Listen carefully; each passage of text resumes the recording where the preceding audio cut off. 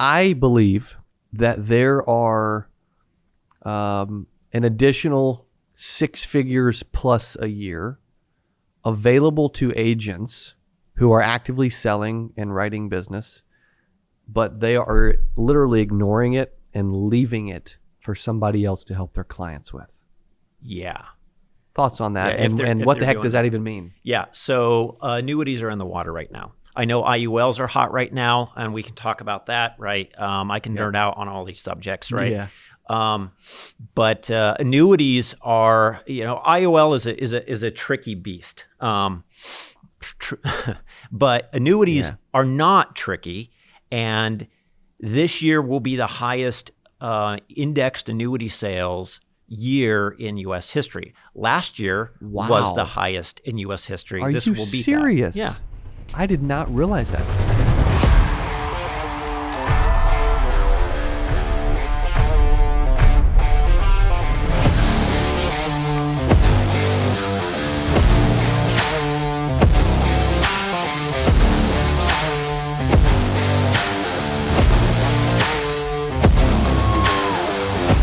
What is up? Welcome back to the CA Power Player Podcast. I'm your host, Cody Askins, and we are in studio live with someone who I love spending time with, someone who's had a ton of success in the industry, and it's going to be a very educational-based podcast today with a ton of information.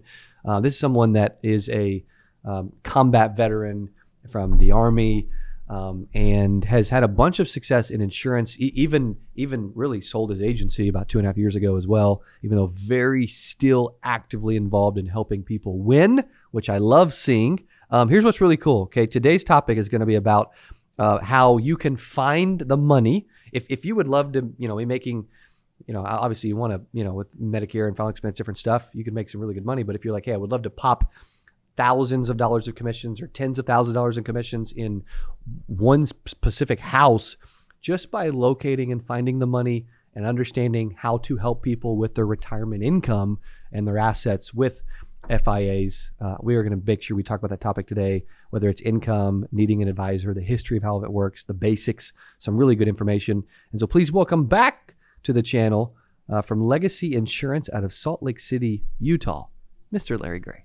Thanks, Cody. It's quite the introduction. Thanks, man. Appreciate you. Yeah, and just to clarify, I sold and became an integrity agency, and I chose to stay on and keep running the place. My title didn't even change. My role didn't change. Cool. I'm still the overpaid overhead at the place. Of course, I was in the field pretty much nonstop, 100% for about 12 years, and then for the last about 6, I've been the overpaid overhead, right? I love it, man. You've been someone too that I have a ton of respect for because of how actively involved you are. Like you're communicating with our team all the time. You can tell you're communicating with agents. You have your hand on the pulse of like what's going on. Obviously, you have a good team. You delegate some things, sure, as you should, but like you're very in tune of what is going on within your company.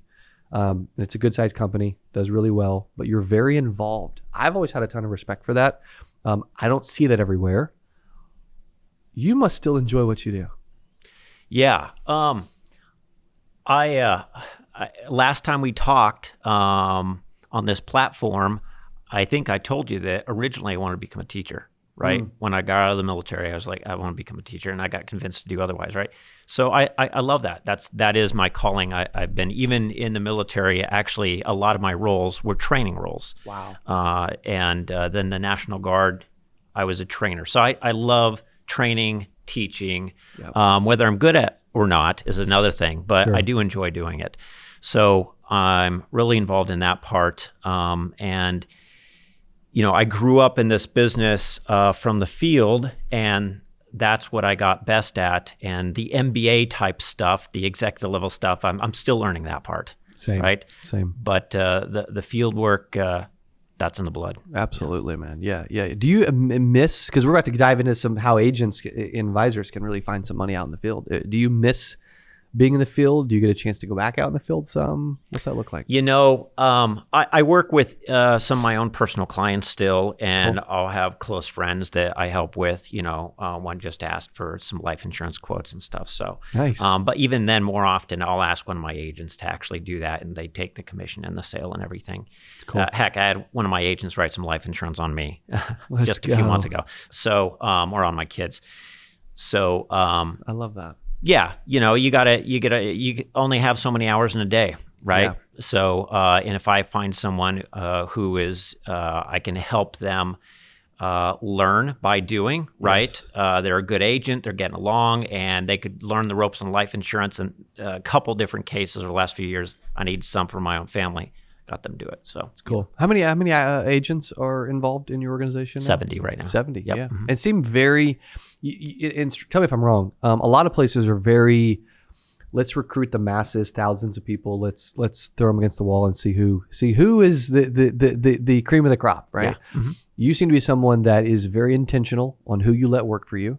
Yeah. You give them a lot of time and attention, and really help them, even with marketing at times, and are helping them succeed versus just recruiting the masses, Well, it's I've been in a forum with a bunch of these top big IMOs with tens of thousands of agents across the United States, and I think it was supposed to be a kind of a safe space for us all, right? We were supposed to share and help each other figure stuff out, but here's at the end.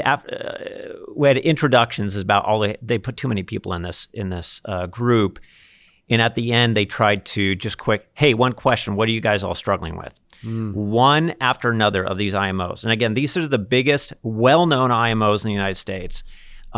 Kept sharing. They said the exact same thing. They said we are turning over 80% of our people a year. How do we fix that?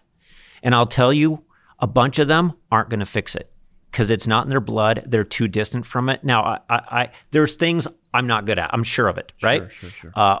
But we're the opposite, right? Yeah. We're picky about who we bring on, and they live, eat, and breathe this business with us full time.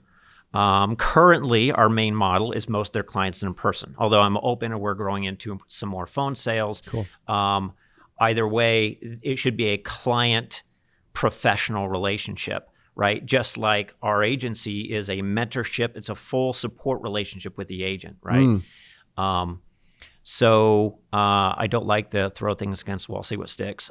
Your moniker, I didn't know what 8% Nation meant until I think a month or two ago. Wow. I thought it had something to do with rates of return on IULs. I really only learned about you guys last summer, I think. One of my guys is a fan and turned me on to you guys and your Kaboom Leads and everything, which has been fantastic for us. Thank you.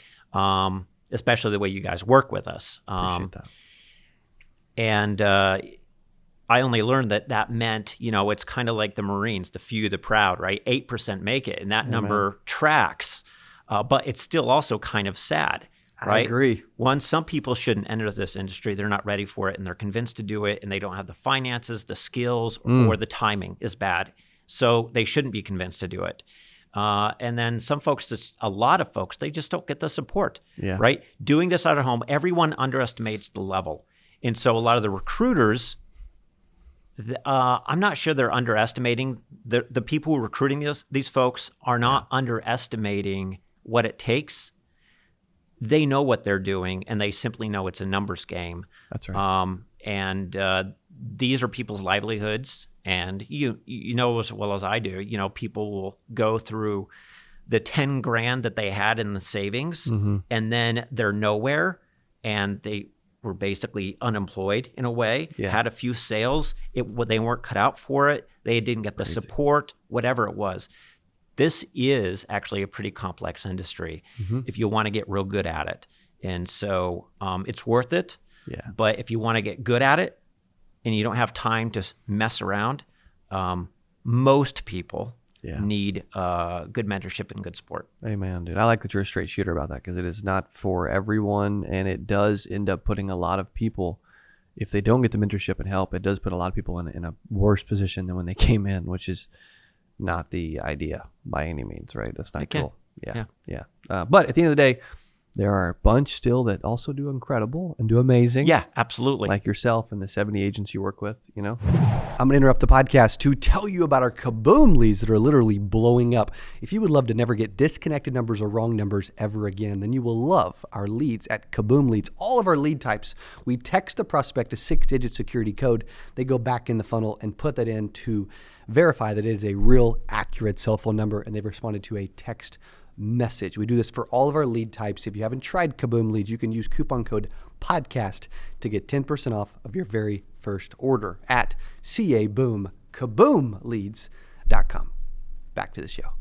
Also, too, like when you think about the topic we're going to talk about today, I believe that there are an additional 6 figures plus a year available to agents who are actively selling and writing business, but they are literally ignoring it and leaving it for somebody else to help their clients with. Yeah. Thoughts on that? And what the heck does that even mean? Yeah. So annuities are in the water right now. I know IULs are hot right now, and we can talk about that, right? I can nerd out on all these subjects, right? Yeah. But annuities are, IUL is a tricky beast. But annuities are not tricky, and this year will be the highest indexed annuity sales year in U.S. history. Last year was the highest in U.S. history. Are this you will be serious? Yeah.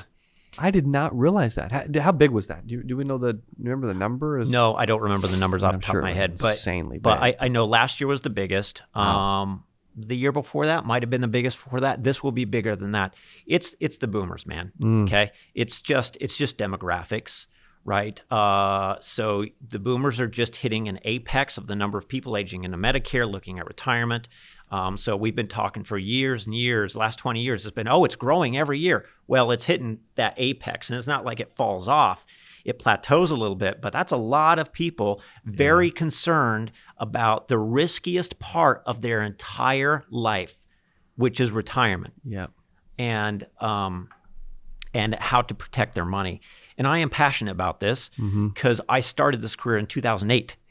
Right? When the real estate bubble burst, right? And I had been doing this for about 6 months before the bubble burst, and I'd only just begun to figure out how to sell indexed annuities. I had about half a dozen. The market tanked at the end, 29th, end of September.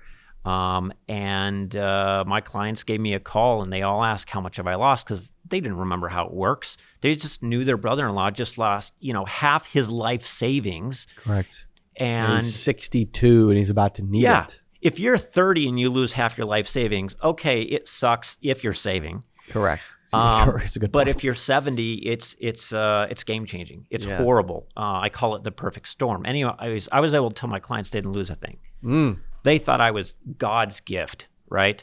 And those people, I promise you, remember me today.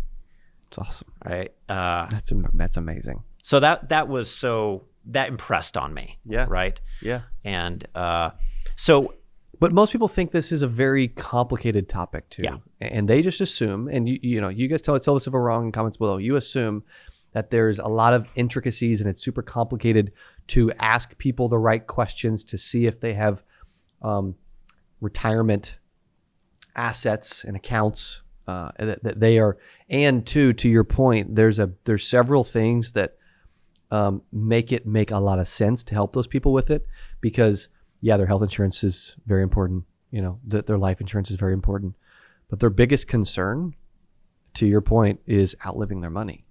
It's not, and just having the right health insurance and Medicare play into that, because it takes away from the money. Does having life insurance play into that for their survivor? But at the end of the day, their biggest concern is running out of money. It's a bigger thing. Medicare, I agree with you, is really important. We do a ton of Medicare, right? Yes. Yeah, you'll do a lot. But I'll tell you, the average person can throw a dart at a board, hit Medicare plan, and it's a really good plan compared to pre-Medicare, right? Yeah. But you can't do that with your nest egg, right? Now, there's lots of people who didn't save for retirement and they rely maybe on a pension if they're lucky, Social Security, but there's a lot of other people who put away delayed gratification, and now they've got about 400,000. And here's what I've learned. Now, this isn't statistical. This is just Larry walking into thousands of households, talking to lots of people. And this is what I think I've learned is the average person arrives at retirement with exactly what they need, as long as it's taken care of just right to keep the exact same standard of living they're used to. No more, no less, unless they're unlucky and they end up, we talked about 2008 and they retire in 2009. Right? Correct. There were a lot of very sad people around that then time. They just couldn't retire, right? Yeah, they couldn't retire. And then you're just rolling the dice. I hope my health allows me to keep working. I hope my work doesn't let me go, right? So what agents can do today is a really fun story. If you get in this game, you will meet a lot of people who think they can't retire for 5 years. And you'll say, you could retire yesterday. Wow. And you'll blow their mind. And it's true. So let me give you a few simple things. That's okay. Good. So I'll tell you something my mom actually showed me when I was trying to learn annuities. Now, she'd been in the business, about 6 months longer than I had. But she did a hand puppet thing that I used for a very long time. It's very simple, and it describes indexing. Real simple. So it goes like this. I'll tell a person, look, this is you. Okay, this is you in the market. Okay, this is you in an annuity, right? So there's the market, like the S&P 500, and then there's you in an indexing, right? So each year is going to go by. Market goes up, you go up. Another year goes by, market goes up, you go up. Right? Let's go another year. Market goes up, you go up. Now, you may not get all of it because you're indexing, all right? And there's options trading. There's all this stuff that goes on. You get a portion of the market gains, right? Now, another year goes by. If the market goes down, what happens to you? And you stop and you look at the client. You pause just a second because what they'll do is they'll say, well, market goes, and you go down, right? And you say, and you got to shake your hands a little bit, right? You say, oh, you stay right there. Huh. Furl your eyebrows a little bit. Look at your hands, okay? And then let's say a year goes by, market goes down again. Oh, you stay right where you're at. Market goes down, right? Okay, what has to happen? Then you ask the client, what has to happen now for you to start making money again? And you pause, and they say, almost every time, this is almost 100% exact scenario, right? You pause, and they'll say, well, it's got to go up. You say, So for most people, the market has to go back up, get back up. And that might take, how many years do you think that takes? They'll say, oh, it'll take a few years, right? Say, okay. No, well, let's see what happens with your account. When the market goes up, you go up. Market goes down, you stay. Market goes up, you go up. Market goes down, you stay. Market goes up, you go up. Market goes down. How long do you want to play this game, right? They'll play all day long. That's right? Good. That is the most simple way to explain. There's a cool game you can play with. Some of my agents use $2 bills. They flip a coin, husband, wife. That's all cool. But that hand puppet thing took me a long way, right? Over time, people get more complicated because they get into it, and but that hand puppet, you can make a lot of sales with that. That's incredible. That's good. And a lot of people, and you guys, when it comes to this topic, I've seen very few people sit in this seat, and it's been a long time anyway, that can teach it that simply. Like, you made me think, oh my God, I think I could go sell an annuity. Yeah. I was just teaching my kids about finance on Sunday night using pennies. We started with inflation, right? And at the end, I thought it would be fun. I said, you want to see what my dad shows people? Your dad shows people. So I did the dollars thing, right? I had him flip a coin. And, I had one kid, they're in the market. So every time they don't win the flip, I take $1 away, right? But then, and you got to make it an act. So then the other person, so usually this is a husband and wife. So husband will be in the market, wife will be in an index annuity. So you make an act of you put your hand over there to take the dollar away and you say, oh no, you keep that. Okay. So they win it, they get $1. They lose it, the market, usually the husband, you take $1 away and you make an act. You go over there and you say, oh no, you keep that. Because they'll start to give it to you because their husband just gave it. Yeah. And then you ask that, how long would you like to play this game? Of course, the answer is, he'll say, I'd like to stop right now. Okay. And she'll say, I'll play all day long. Right. That's right. Feel like they're the casino again. That's good. Yeah. That's cool. Yeah. It's fun. Of course, my kids were going, oh, Dad, really? I want to learn more about this. Okay. Now I got my kids want to learn about indexed annuities. Right. Yeah. So who wouldn't like that? That's a cool game too. It's an oversimplification, right? But then you just tell people you get a portion of the market, which is the same, by the way. So I'm gonna evolve this if this is okay with you. Please, all right? This is great. Because I do lots of training on this and sales training on that, but I also enjoy helping people understand what is going on. And I think what I've noticed is the agents really start selling a lot when they get in the game. They're reading books about it. They're consuming material on the internet about it. They're really immersing themselves in it, and they start to get the religion about it. Also, you're going to get into combat with some financial advisors. If you want to be in this game and you want to play with money, then you're going to be competing with people who are already holding on to that money and may or may not realize it's the client's money, right? So, and I'm a financial advisor, right? So, and I think index annuities have a really, really strong place for retirees. Do you need to become a financial advisor? No, you don't. So now that's a really good question, right? Now there's going to be some state variations on this. Sure. Okay. But I've done this with my agency because more and more states are adopting stricter rules about this. My state's very strict. Here's how I suggest everybody simply apply things, okay, is a fixed indexed annuity is an insurance product. You do not need a securities license to sell a fixed indexed annuity. And if you're rolling someone's cash, their CD into it, fine. Okay, their old fixed annuity into an indexed annuity, you can do that, right? What about 401k? But securities, which is a 401k, their IRAs, which usually have mutual funds, about 80% of the money being moved is coming from securities, 401ks, existing IRAs, variable annuities. Yes, you need someone who is securities licensed, preferably, depending on your state, they need to be an actual financial advisor. So they got to have a Series 66 or 65 in most cases. 7s and 6s don't cut it. I know a lot of insurance agents go out there and get their 6 and 63. They can add, I did that a long time ago. I got my 663, added mutual funds. You could do variable annuities. But they do that a lot because they think that's what they need.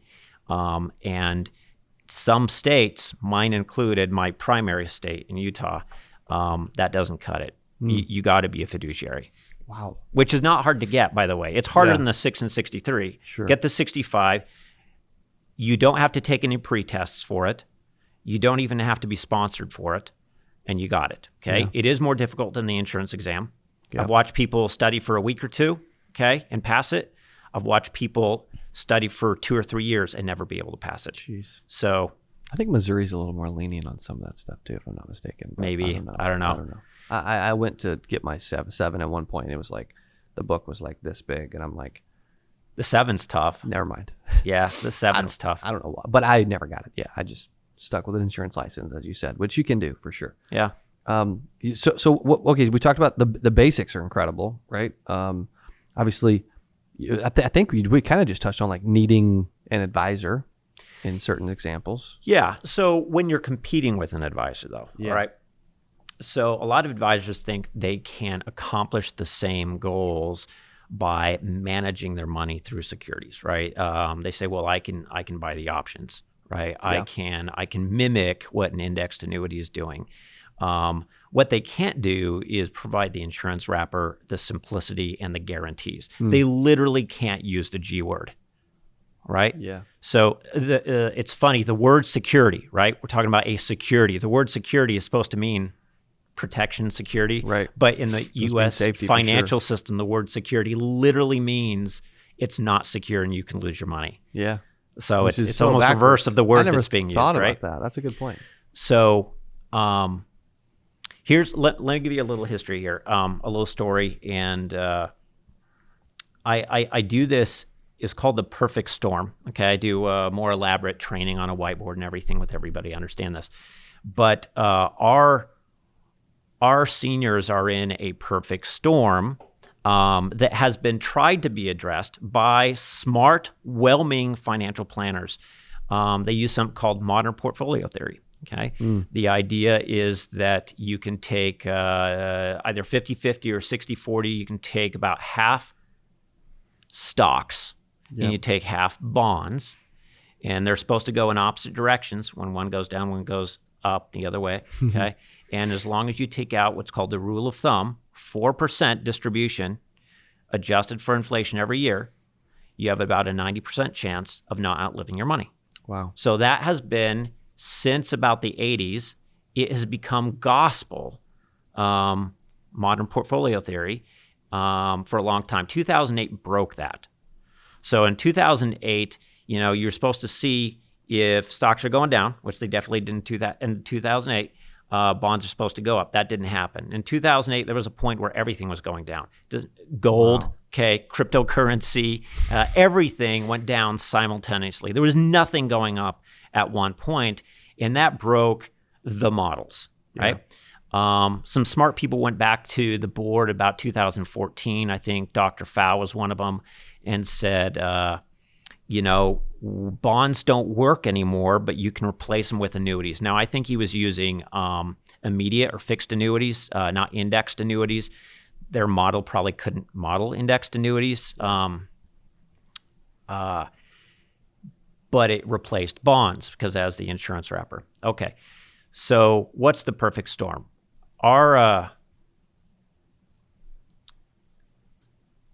When you are growing your money, okay, you're in the growth stage, 30s, 40s, 50s, right?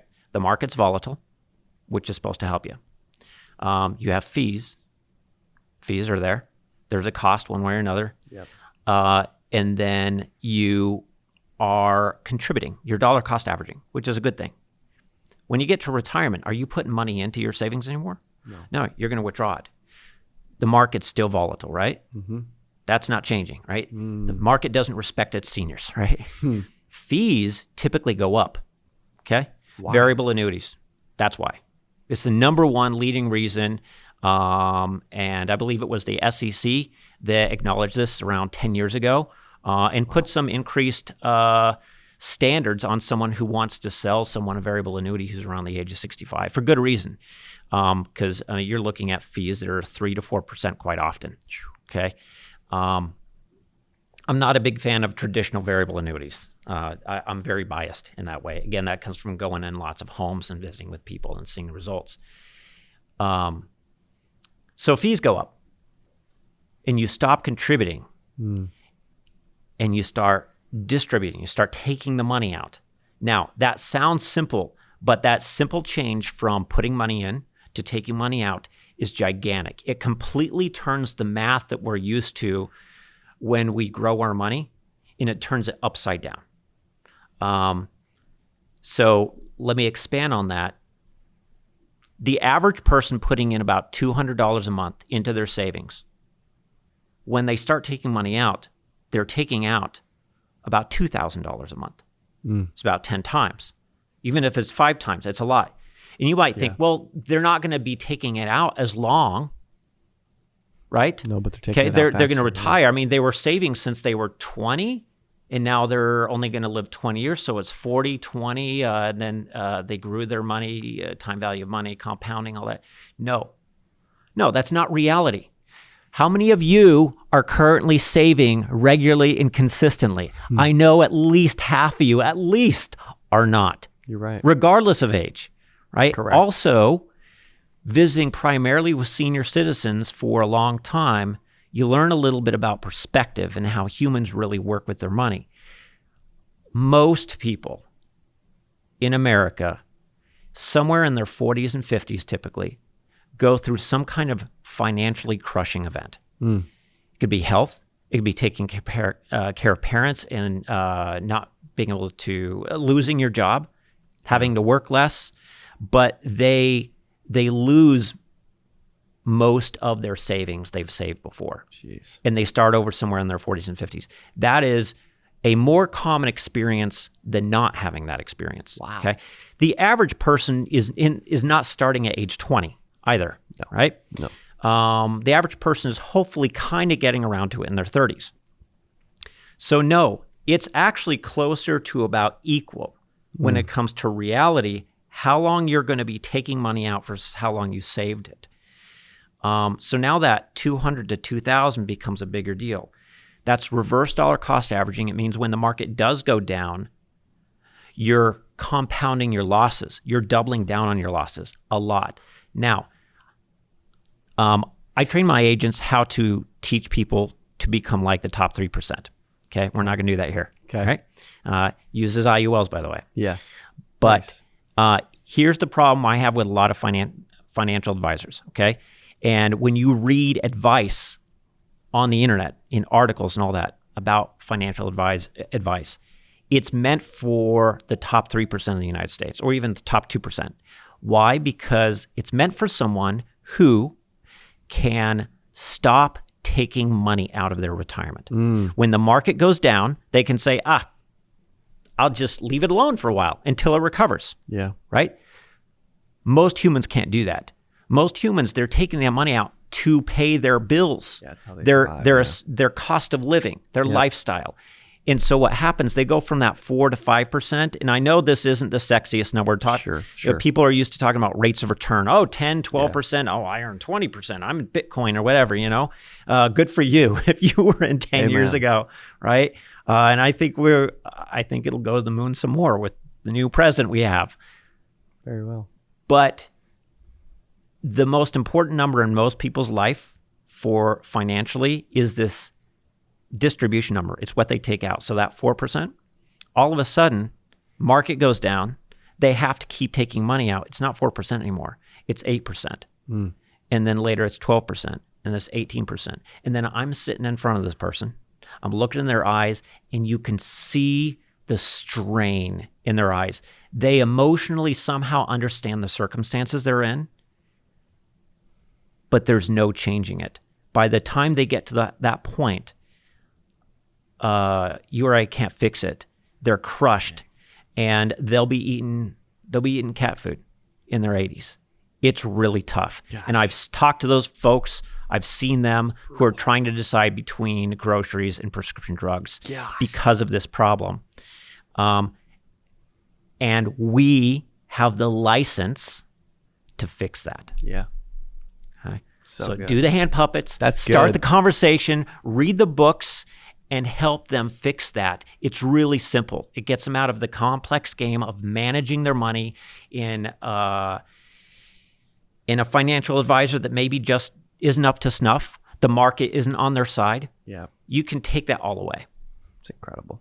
I love that. You've explained it so simply too. Like for those that are saying, "Hey, dude, I need to get better at finding the money, helping people with annuities." It helps them a ton. And there's a lot of money in it too, There is a lot of money. One of the most fun things about my career is that I have been able to assist others in changing their lives. Absolutely. I can just name person after person, okay, who was in construction. Sales, a number of things, earning usually between about $50,000, $60,000, maybe $70,000 a year, and now they're all well over $300,000 a year, and that is now their lifestyle. That's a norm for them. It's cool. Yeah, it's very cool. It's awesome, and it's possible for anyone if they can plug into the right mentorship and learn and put in the work, man. Yeah, it's amazing. Also, too. You're going to be You're going to be at our 8% Nation, 8% conference in Plano, Texas, near Dallas, July 7th through the 10th. Yeah. If you haven't got your tickets yet, 8%nation.com. Super excited for this event. This will be our 8%. We're going to make it our best ever. And the fact that you're going to be there and involved and teaching some of the things we're talking about today means a lot. You are teaching a breakout session. Yeah. So what's the plan there? A little taster. I'm going to keep this a little mysterious because we're going to do a big reveal. So a friend, more my friend than I, has been working on a very technical project. He's been talking from everybody from CMS to all the C-suites with all sorts of important folks nationwide. And we put together relationships and software and technology that we will release. And we have 100 keys. And we're going to give out 100 keys for this year, July 8th or 9th, whenever the breakout sessions are. Yeah. We're reserving, I think, 50 for my existing agents. And then we'll be looking for only 100 people to give these keys to. And I believe it will affect the industry. Wow. The entire thing. I know that's a big claim. That's big. You got my attention. And I'm coming to your breakout. It's been a long project, and it's had some fits and starts, and we're there. That's awesome. We're there. It's a lot of fun, and we'll start what we think is small. Mm-hmm. Get through this AEP. It's focused on Medicare, but it's going to expand to other sales. And I think it'll change lives, and cool. It's going to get some people's attention. That's awesome, dude. Yeah. Congrats, man. That's exciting. Super exciting. I love it. And so if you haven't been to 8% or you don't have your ticket yet, you have to come hang out with Larry and I in Dallas. I appreciate you doing that, or in Plano, close enough. Also, if they want to learn more about you, your company, what you do, or they just need help, what should they do? Where should they go? Yeah, go to careers.becauseweprotect.com. Careers.becauseweprotect.com. There's no www. That's the careers part. That's awesome. Yeah, change it up on it, man. I like it. Yeah. Careers.becauseweprotect.com. Amazing, dude. Well, appreciate you being in the office, in studio, hanging out. Also, phenomenal information today. Thank you for being here. Excited for your breakout. And thanks for being on the podcast. You're welcome, man. Thanks for having me. Thank you, buddy. Also, thank you guys, man, for hanging with us. Let us know what you thought in comments below. If you enjoyed this and you're like, oh my gosh, dude, the puppet thing and like the kids passing the money back and forth, like incredible illustrations on how you can find the money and help more seniors with annuities. We're going to keep having Larry on more. If you enjoyed this thing, make sure you reach out and let him know. And we will see you on the next episode of the Power Player Podcast. Kaboom.